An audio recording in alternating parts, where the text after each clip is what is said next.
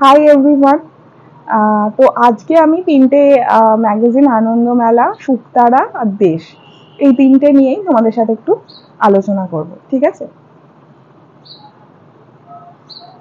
যদি আমার ভিডিওটা তোমাদের ভালো লেগে থাকে তাহলে অবশ্যই তোমরা সেটাকে শেয়ার করো, সাবস্ক্রাইব করো আমার চ্যানেল। আমার ইংলিশ চ্যানেলের লিঙ্ক নিচে দেওয়া আছে, তো সেটাতেও তোমরা দেখতে পারো। আর যদি কেউ ট্যারো থেরাপি নিতে ইচ্ছুক থাকো তো তবেও আমার সাথে যোগাযোগ করতে পারো আমার মেল আইডিতে। তো চলো দেখে নেওয়া যাক এই তিনটে ম্যাগাজিন থেকে আমি কি কি দেখলাম।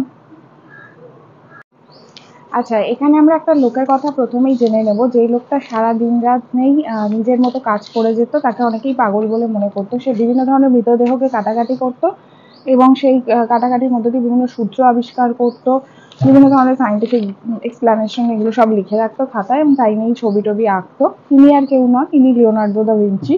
ইনি কখনোই সামনাসামনি কোনো কাজ করেননি, ইনি নিজের মতনই কাজ করে যেতেন। রাতের অন্ধকারে মুখ টুক চাপা দিয়ে এনার কাজ চলছে আর কি।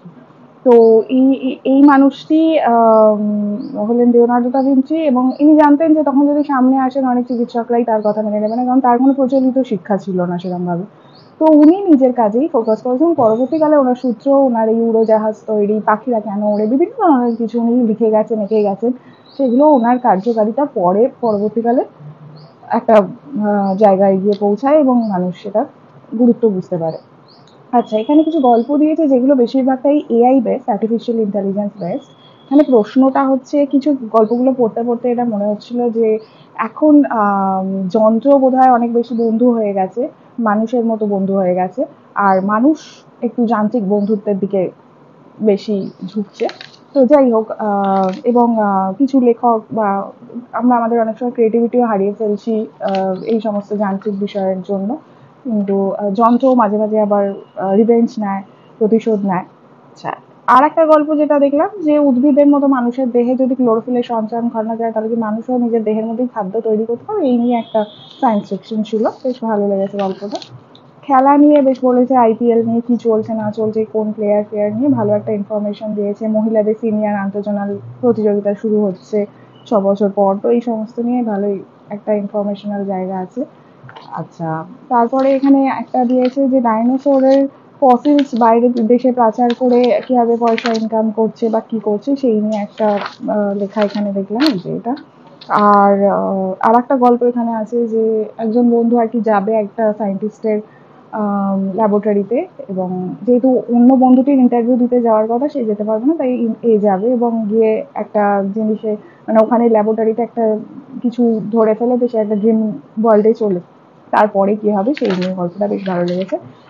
আর কিছু এখানে বাচ্চারা গল্প লিখেছে কিংবা কিরকম শিক্ষক হলে একটা মানুষের জীবন সত্যিকারের একটা মানুষের মতন ভীষণ সুন্দর একটা জীবনের ধারা গতির পথ তৈরি হয়, শিক্ষকদের গুরুত্ব একটা বাচ্চার জীবনে, তার উপরে। আর লাস্টে আছে এই গাছটির কথা, মানে আমার জঙ্গলে এটা আবিষ্কার করা হয়েছে যে তার নিজের মূল বা শিকড়কে, পাতা মরে যাওয়া পাতাকে শিকড়ে পরিণত করে এবং তাদের নিজেদের শরীরেই, গাছের নিজেদের শরীরেই আর কি তাদের প্রতিকূল অবস্থাতে টিকে থাকার জন্য যে জায়গাটা, সেটা তারা নিজেরাই নিজেদের শরীর থেকে বাড়িয়ে নিতে পারে। এবং যেরকম আমরা জানি ফণি মনসা গাছেরা পাতায় রূপান্তরিত হয় নিজেদেরকে প্রোটেক্ট করে, বা পাথরকুচি গাছেদের মধ্যে এরকম কিছু ক্যারেক্টারিস্টিক দেখা যায়, সেই রকমই গাছটির নাম হচ্ছে ফার্ন জাতীয় একটা গাছ, সিয়াথিয়া রোজাসিয়ানা। জঙ্গলে যেতে গিয়ে কিছু বিজ্ঞানী এটা আবিষ্কার করেছিলেন।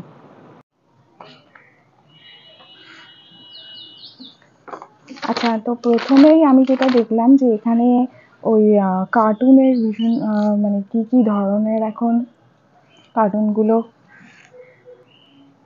করা হচ্ছে এবং কোন বিষয়ের উপর করা হচ্ছে, এবং তার সাথে বাস্তবতার যে জায়গাগুলো নিয়ে এখানে বলা হয়েছে যে কোন চিন্তা ভাবনা থেকে এই সমস্ত ক্যারেক্টার্সগুলোকে, এই সুপার হিরোগুলোকে আনা হচ্ছে কমিক্সের মধ্যে। এবং এখানে মেন প্রশ্নটা এটাই যে দুটো রকমের কমিক্স ক্যারেক্টার তৈরি করা হচ্ছে, একটা ডিসি তৈরি করছে, আর একটা হচ্ছে একটা ডিসি তৈরি করছে, একটা মার্ভেল কমিক্স তৈরি করছে। তো ডিসির মধ্যে একটু ঈশ্বর টাইপের, মানে একটু ভগবান, তার ক্ষমতা টাইপের ক্যারেক্টার তৈরি হচ্ছে। আর মার্ভেলের মধ্যে তাদের মধ্যে কিছু সুপার ন্যাচারাল পাওয়ার থাকলেও তারা অ্যাকচুয়ালি মানুষ, এই ধরনের ক্যারেক্টার তৈরি করা হচ্ছে।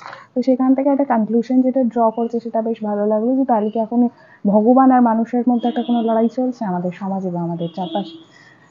তারপরে যেটা ওই ডোরেমন, পেপ্পা, ওগি এদের নিয়ে, এদের ক্যারেক্টার নিয়ে, এগুলো নিয়ে বেশ ভালো একটা আলোচনা রয়েছে। এবং তারপরে হচ্ছে ওই ছোটা ভীম, তারপর যে ভারতীয় কার্টুন চরিত্ররা আছে তাদের নিয়ে একটাই আছে। আচ্ছা, এখানে যে গল্পগুলো আছে তার মধ্যে প্রথম গল্পটা হচ্ছে আম, একজনের ইমোশন নিয়ে, যে তার মানে এক একজনের এক একটা জিনিস অনেক সময় কালেকশনের একটা জায়গা থাকে। তো ইনি আর কি স্টার কালেক্ট করতেন, নক্ষত্র কালেক্ট করতো, এবং সেই নক্ষত্রগুলোর মধ্যেই তার ওয়াইফ, তার ছেলে মেয়ে সবাইকে ইনি খুঁজে পেতেন। তারা মারা গেছিল এবং লাস্টে উনি যখন মারা যাবেন তখন উনিও আর কি ওদের মধ্যেই চলে যাবেন, ওনাকেও স্টার হিসেবে দেখা যাবে। এবং যে ছেলেটিকে আর কি গল্প করতেন, যে ওনার সাথে থাকতো, তো তার সাথে এই সমস্ত কিছু উনি শেয়ার করতেন। আচ্ছা, তারপরে যে গল্পটা, এখানে যে গল্পগুলো আছে খুবই সুন্দর। এই গল্পটাতে যেটা দেখা যায় যে ওনার একজন আর কি সেরকমভাবে কোনো কাজ করতো না, কিন্তু উনি ভীষণই ইন্সপিরেশনাল একটা ক্যারেক্টার ছিলেন। বাড়ির সব লোককেই বলতেন না, উনি খালি ঘুড়ি ওড়াতেন, আরও নানা রকম ছোটো ছোটো কাজ করতেন, কিন্তু ওনাকে কেউ খুব একটা গুরুত্ব দিত না বলে উনি একটা গল্প বানিয়েছিলেন যে ওনার কাছে বিশাল সম্পত্তি আছে, সেটা সব ওদের মানে বহু বছরের একটা কুয়ো টাইপের জায়গা ছিল, তার ভিতরে রাখা আছে। সেইটার জোরেই সবাই আর কি কাজকর্ম করবে, সবাই নিজেদের জীবনের একটা পারপাস খুঁজে পাবে। লাস্টে গিয়ে দেখা যাবে ওই কুয়োর ভেতরে যে বাক্সটা আছে তার মধ্যে শুধু কিছু ঘুড়ির সুতো রাখা আছে, আর কিছু। তো এটাও বেশ ইন্টারেস্টিং একটা গল্প। এইটাও বেশ সুন্দর একটা গল্প। এইটা ভূতের একটা গল্প, মানে লোকটি আর কি ভাবছে যে এমনি মানুষ দিয়ে কোনো কিছু হবে না, তো উনি একটি কাজের লোক হিসেবে একটা ভূতকে রাখতে চান। তো বাড়ির ভাড়া মানে কাজ করতে ওনার চাকরির জায়গাটাও খুব একটা সুবিধের নয়, তো ভূত রাখলে অনেক জায়গা থেকে উনি সাহায্য পাবেন বলে উনি একটা ভূতকে রাখার প্ল্যান করেন। এবং সেখান থেকে দেখা যায় যে একটা ভূতকে উনি জোগাড়ও করেন, এবং সেই ভূতটি ওনাকে সমস্ত কাজে বেশ সাহায্য করে, এবং বাড়িওয়ালাকেও আর কি ভূতটা এমনভাবে ইয়ে করে যে বাড়িওয়ালা এসে বলে যে আপনাকে আর কিছুই টাকা পয়সা বেশি বাড়াতে টাড়াতে হবে না, আপনি থেকে যান, কারণ এই বাড়ি অলরেডি ভূতের বাড়ি নামে একটা বাজে ইয়ে হয়ে গেছে, তো আপনি থেকে যান। তো মানে ভূতটা আলটিমেটলি একটা বেশ ভালো কাজের লোক হিসেবেই থেকে যাবে আমার সাথে। এটা খুব সুন্দর একটা গল্প। এখানে একটি ছোট্ট বাচ্চা ছেলে, যার খালি পোকা মাকড়, তারপরে ব্যাঙাচি এসবের দিকে নজর, এবং সে তার মধ্যে এমনই একটা মন আছে, সে সবসময় দেখে কোন পোকাটা বিপদে আছে তাকে বাঁচাবে, কোন ব্যাঙাচি কি করছে, ছোটখাটো পোকামাকড়গুলো কি করছে, সারাক্ষণ ওইসবই দেখতে থাকে। এবং তার দেখা দেখি তার আবার ছোট্ট একটা বোনও হয়েছে, সেই বোনটা কখন কাঁদছে সেসব বুঝে টুঝে আর কি সেই যায় দুপুরবেলা পোকাদের বাঁচাতে। সেই পোকা বাঁচিয়ে নিয়ে আসে, তার মাও তাকে বকাবকি, মা খুব রেগে যায়, কিন্তু কিছুই করার নেই, সে ওই রকমই করতে থাকে। মাও আবার সেই পোকাগুলোর জন্য খাবার টাবার সমস্ত সংগ্রহ করে, আর সে ওই গঙ্গা ফড়িংকে বাঁচানোর জন্য বাঁচাবে। এবং এখানে খুব সুন্দর একটা কথা আছে যেটা আমার নিজের সাথে খুব ম্যাচ করে, যে এখানে একটা টিকটিকি, ইয়া মোটা একটা কালো টিকটিকি, মানে গঙ্গা ফড়িংটাকে বাঁচিয়ে যখন নিয়ে আসবে জানলায় দেখবে, তখন আর কি বলছে যে একটা কালো টিকটিকি আছে ওদের ঘরে, সেই টিকটিকিটা ওদের ঘরে 4 দেয়াল শাসন করে। মানে এটা আমার নিজেরও তাই মনে হয়, আমি টিকটিকিতে বিশাল ভয় পাই, তো ওটাই আর কি ভীষণ রিলেট করতে পারছিলাম। তো যাই হোক, ওখান থেকে গঙ্গা হরিণটাকে বাঁচাবে এবং কিভাবে রাখবে সেই নিয়ে গল্পটা ভীষণ সুন্দর। আচ্ছা, এখানে কিছু আবিষ্কারের কথা দিয়েছে, যে স্পেসে এবার ট্যাক্সি পাঠানোর কথা ভাবছে নাসা থেকে, এবং সুনিতা উইলিয়ামস 17ই মে এই উড়ানের একটা ব্যবস্থা করা হবে। আচ্ছা, লাক্ষাদ্বীপের বালির রং সাদা, তার মধ্যেই অনেক রকমের প্রবাল দেখতে পাওয়া যায়, এবং এখন প্রবালগুলো একেবারেই সাদা হয়ে গেছে। এটা কেন হয়েছে এরকম সেটা জানার জন্যই জানা গেছে যে 2023 সালে অক্টোবর মাসের পর থেকেই সমুদ্রের তাপমাত্রা অনেকটাই বেড়ে গেছে, এবং এটার জন্যই অনেক সময় ফ্যাকাসে হয়ে যাচ্ছে প্রবালের রঙগুলো। এটাকে বলা হয় ক্লোরাল ব্লিচিং। এবং এটা নিয়ে একটা এনভায়রনমেন্টালিস্ট যারা আছে তাদের একটা চিন্তা করার জায়গা তৈরি হচ্ছে। ব্রহ্মপুত্র নদীর তুং শাখা নদীর জলে একটা পাওয়া গেছে ক্যাটফিশ, একটা নতুন প্রজাতি। এটার নাম হচ্ছে গ্লিপ্টোথোরাক্স পূর্ণব্রতা। আইএসএ ন্যাশনাল ব্যুরো থেকে এটা জেনেছে যে এই ক্যাটফিশের নতুন একটা প্রজাতি পাওয়া গেছে, এবং এটার জন্য বিভিন্ন ধরনের আর কি মিউজিয়ামে এটা সংরক্ষণ করার চেষ্টা চলছে। মাধ্যমিকের রেজাল্ট নিয়ে লিখেছি। আচ্ছা, 30শে মে আলু দিবস উদযাপন করা হয়, 23রা জুন বাইসাইকেল দিবস উদযাপন করা হয়, আর 5ই জুন এনভায়রনমেন্টাল ডে মানে বিশ্ব পরিবেশ দিবস। তো এই নিয়ে কিছু ইয়ে আছে। আচ্ছা, এখানে যে রহস্য গল্পটা আছে সেই গল্পটা আমার খুব একটা ভালো লাগে না। একটা মোমের ভেতরে একজন একটা মূর্তি লুকিয়ে আর কি সে তার ভাইকে অ্যারেস্ট করাবে, এবং তারপর জানা যাবে যে সেই আর কি মোম দিয়ে বিভিন্ন ধরনের মূর্তি তৈরি করে, এবং নিজেদের বাড়ির সোনার মূর্তিটাও সে ওরা মোমের ভেতরে রেখে আর কি চুরি করার চেষ্টা করছিল। বিভিন্ন দেশের খাবারের কথা আছে, এবং এখানে বিভিন্ন ধরনের খাবার, মানে যেমন ফরাসির কিছু খাবার আছে, তারপরে জাপানের সুশির কথা আছে, সুশি তো, হ্যাঁ সুশির কথা আছে, ভিনেগার দেওয়া ভাত, মানে তার সাথে ইন্ডিয়ান খাবারের একটা কম্প্যারিজন করা হয়েছে এখানে। তারপরে যখন ওরা আর কি সেই একটা সি ফুডের অর্ডার দেয় বাইরে গিয়ে, তখন সেই এক গামলা নাকি শামুক বসিয়ে দিয়ে চলে গেছিলো। তো এখানে বিভিন্ন ধরনের কম্প্যারিজন করা হয়েছে ইন্ডিয়ান ফুডের সাথে ওয়েস্টার্ন ফুডের। আচ্ছা, তারপর এই গল্পটা আরেকটা আমার খুব ভালো লেগেছে। গল্পটায় একজন কাউন্সিলর কিভাবে বিহেভিয়ার করছে, কিভাবে দেখছে, কিভাবে কথা বলছে, সেটা ভীষণ ভীষণ ইন্টারেস্টিংলি দেখানো হয়েছে। এই কাউন্সিলরটিরই একটা পেন হারিয়ে যাবে, যেটা তাকে একটা আর কি ফরাসি দার্শনিক জাক দেরিদার দিয়েছিল। একবার বইমেলায় ঘুরছিল, তখন সেই পেনটা পায় আর কি গিফট হিসেবে। তারপর ওনার কাছে অনেকগুলোই ক্লায়েন্ট যখন আসতে থাকবে, একটা বাচ্চা ছেলে আসবে এবং সে পরে এই পেনটাকে বিভিন্নভাবে খুঁজে বার করবে এবং ওই আর কি দায়িত্ব দেবে যাতে খুঁজে বার করে। এর অ্যাটিটিউডটা যেভাবে ক্লায়েন্ট ডিল করছে অসাধারণ ছিল। মানে উনি নিজেই আর কি বলেছেন যে আগেকার দিনে আমার কাজকে অনেকেই বলতো পাগলের ডাক্তার, কিন্তু এখন মোটামুটি সবাই বুঝে গেছে যে শরীরের সঙ্গে মনটাও সুস্থ রাখা দরকার, এবং সবাই যে মানসিকভাবে ভীষণভাবে কোনো একটা রোগ নিয়ে আসছে তা না, প্রত্যেকটা মানুষেরই অনেক সময় অনেক কাউন্সিলিং এর দরকার লাগে। এবং উনি ওনার নিজের একজন রিসেন্ট পেশেন্টকে বলেছেন যে সে নিজেকে আগে ভাবতো আমেরিকার প্রেসিডেন্ট, চিকিৎসা করার পর ভাবতে শুরু করেছে ভারতের প্রধানমন্ত্রী, এবং বিভিন্ন ধরনের কড়া ওষুধ দেওয়ার পর এখন সে ভাবছে নিজেকে পশ্চিমবঙ্গের মুখ্যমন্ত্রী। মানে এখন সামাজিক জায়গাটাও মানসিক রোগের ক্ষেত্রে কতটা পার্টিনেন্ট, সেই জায়গাটা উনি বেশ ওনার কেসগুলোর সাথে সাথে ভালোভাবে এক্সপ্লেন করেছেন। এবং যেভাবে উনি ডিল করবেন এই বাচ্চা ছেলেটির, ভীষণভাবে ইন্টেলিজেন্ট একটা ছেলে, এবং তার যে এইভাবে খুঁজে বার করবে সে কে অ্যাকচুয়ালি পেনটা চুরি করেছে, এটা অসাধারণ ছিল। এই আর এখানে খেলার কিছু খবর দিয়েছে, ধোনির ব্যাপারে কিছু দিয়েছে।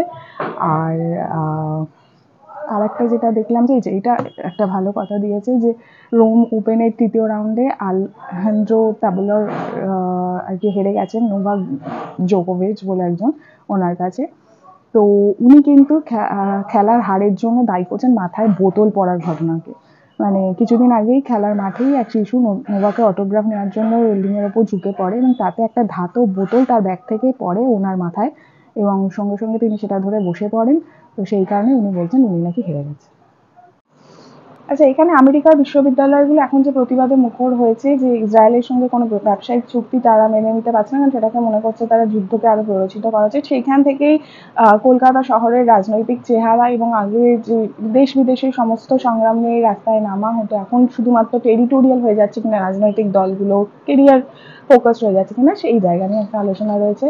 তারপরে জলের যে সংকট এবং জলের সংকটকে কিভাবে কেন্দ্র সরকার গুরুত্ব দিচ্ছে, এবং বিভিন্ন জায়গায় জলের সংকট, মানে যেমন হীরের খনি, এই মধ্যপ্রদেশের সাতনা জেলার মাঝখানে হীরের খনি আছে, সেখানে লোকে আগে ভাবতো যে এই খনিতে কাজ করলেই হয়তো প্রচুর কিছু পাওয়া যাবে, কিন্তু হীরে তো আর জল সংকট বা খাদ্য সংকট থেকে উদ্ধার করতে পারবে না। তো সেই সংকট আস্তে আস্তে বাড়তে থাকছে এবং কেন্দ্রীয় সরকারের মনোভাব অনেকটাই হচ্ছে যে ওই গাছে জল দেওয়ার মতন ব্যবস্থা করছে তারা, সেরকম ভাবে গভীরভাবে কিছুই দেখছে না। এবং সেই জায়গা থেকেই আর কি কলকাতার বিভিন্ন জায়গায় যাদবপুর, বাঘাযতীন থেকে আরম্ভ করে মুর্শিদাবাদ, নদিয়া, এই জায়গাগুলোতেও মাটির তলা থেকে জল উঠছে না বা জলের একটা তীব্র সংকট দেখা যাচ্ছে।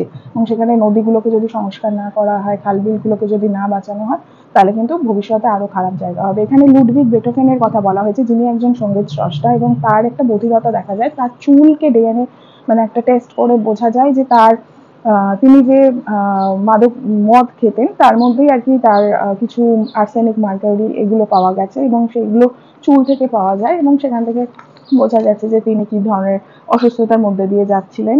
করোনার যে কেপি2 একটা উপপ্রজাতি এসছে আমেরিকা থেকে মহারাষ্ট্রে ছড়িয়ে পড়ছে, যদিও সেরকমভাবে কিছু দুশ্চিন্তার ব্যাপার এখনো দেখা যায়নি, তবুও সাবধানতা অবলম্বন করতে বলছে। সাহিত্যের জায়গা থেকে এখানে বলছে যে সাহিত্য রাজনীতি আগে কিরকম ছিল, এখন কিরকম আছে, আগে সমরেশ মজুমদার, মহাশ্বেতা দেবীর লেখায় কিভাবে সেটা উঠে আসতো এবং নতুন লেখকদের মধ্যেও কিভাবে সেগুলো এখনো উঠে আসছে, সেই জায়গাগুলো নিয়ে একটা আলোচনা এখানে করা হয়েছে।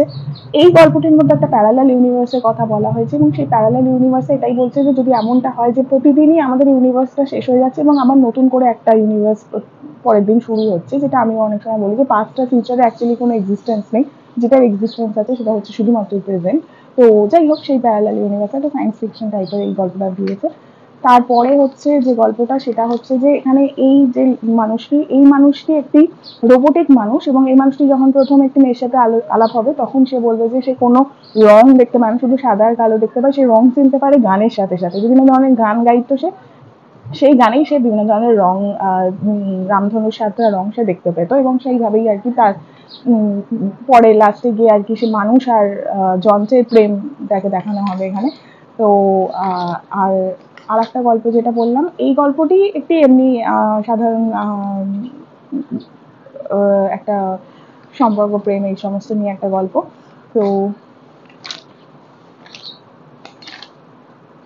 আর সেভাবে কিছু দেখেছি। আচ্ছা, মাসোবরা বলে একটা জায়গা আছে যেটা সিমলা শহর থেকে মাত্র 12 কিলোমিটার দূরে, এবং সেটা ভীষণভাবে পাহাড়ের একটা পাহাড়ি খুব সুন্দর জায়গা, এখানে কেউ ঘুরতে যেতে পারে। তো এটা একটা দিয়েছে, এখানে সঙ্গীত নিয়ে বিভিন্ন ধরনের আলোচনা দিয়েছে, এবং এখানে একটি নাটকের অন্ধবিশ্বাস, ক্ষমতা, এই সমস্ত জায়গা নিয়ে একটা জায়গা দিয়েছে। তো একটা সিনেমা নিয়ে এখানে একটা আলোচনা দিয়েছে, কিছু কিছু সিনেমা নিয়ে। আচ্ছা, এখানে একটা বই নিয়ে বলেছে, এবং যেটা আন্তর্জাতিক ও বাঙালির যে মানসিকতা সেই নিয়ে আলোচনা করেছে। আর একটা বই নিয়ে বলেছে আয়নার সন্ধানে, কাহিনীর আয়নায়। একটি আয়না, একটি ব্যর্থ বিদ্রোহ ও এক আশ্চর্য ষড়যন্ত্রের কাহিনী। এটার মধ্যে দেওয়া আছে যে অনেক সময় রাজনৈতিক জায়গায় মানুষ হয়তো পিছন ঘুরে তাকাচ্ছে, দাঁড়ানোর কথা আছে, সেটা অনেক সময় গোষ্ঠীবদ্ধ না হয়, হয়তো কেউ কেউ একাও দাঁড়াচ্ছে, এইরকম একটা টপিক নিয়ে এটা লেখা হয়েছে। তো এই ব্যাস।